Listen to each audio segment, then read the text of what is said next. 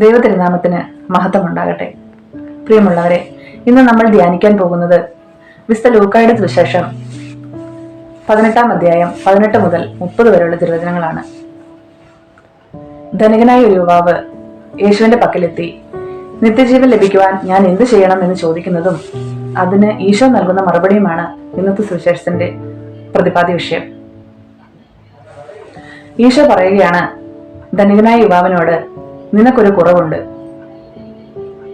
ധനികനും പ്രമാണിയുമായ യുവാവാണ്, എല്ലാം തികഞ്ഞവനാണെന്ന് സ്വയം ചിന്തിക്കുന്ന മനുഷ്യനാണ്. ആ മനുഷ്യനോട് ഒരു കാലത്തും ഒരാളും പറയാത്ത നിനക്കൊരു കുറവുണ്ട് എന്ന് ഈശോ പറയുകയാണ്. അപ്പോ ആ മനുഷ്യൻ ചോദിക്കുകയാണ്, എന്താണ് എനിക്കുള്ള കുറവ്? ഈശോ പറയുകയാണ്, സമ്പത്തുള്ളതാണ് നിന്റെ കുറവ്.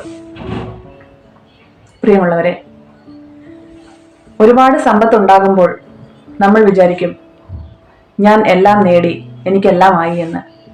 ഇനി സമ്പത്ത് ഇല്ലാതിരിക്കുമ്പോൾ നമ്മൾ വിചാരിക്കും, കുറച്ച് കാശുണ്ടായിരുന്നെങ്കിൽ സന്തോഷമായിട്ട് ജീവിക്കാമായിരുന്നു. വലിയൊരു പൈസക്കാരനെ കാണുമ്പോൾ നമ്മൾ ഓർക്കും, അവനെ പോലെ ആയിരുന്നെങ്കിൽ എന്ത് സന്തോഷമായിരുന്നു എന്ന്. പക്ഷെ ഈശോ പറയുകയാണ്, ഈ ലോകത്തിലല്ല, സ്വർഗത്തിൽ നിക്ഷേപം കരുതി വെക്കണമെന്ന്. എങ്ങനെയാണ് സ്വർഗത്തിൽ നിക്ഷേപം കരുതി വെക്കുക? നമ്മുടെ ദൈനംദിന ജീവിതത്തിലൂടെ ചെറിയ ചെറിയ നന്മകൾ ചെയ്തുകൊണ്ട്, ചെറിയ ചെറിയ സഹായങ്ങൾ മറ്റുള്ളവർക്ക് ചെയ്തുകൊണ്ട് നമ്മൾ സ്വർഗത്തിൽ നിക്ഷേപം കരുതി വെക്കണമെന്നാണ് ഈശോ പറയുന്നത്. അവിടെ നിക്ഷേപം കരുതി വെക്കുമ്പോൾ അത് ചിതലരിക്കുകയോ കള്ളന്മാർ എടുക്കുകയോ ഇല്ലെന്ന് ഈശോ നമ്മളെ ബോധ്യപ്പെടുത്തുകയാണ്.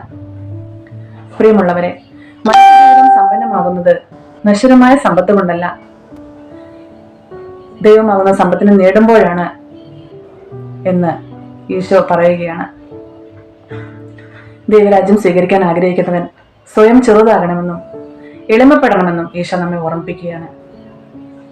പ്രിയമുള്ളവരെ, ഇനി മുതൽ നമുക്ക് സ്വയം ചെറുതാകാനും എളിമപ്പെടാനും നശ്വരമായ സമ്പത്തിന്റെ പുറകെ പോകാതെ സ്വർഗത്തിൽ നിക്ഷേപം കരുതി വയ്ക്കാനും നമുക്ക് ശ്രമിക്കാം. ദൈവം എല്ലാവരെയും അനുഗ്രഹിക്കട്ടെ.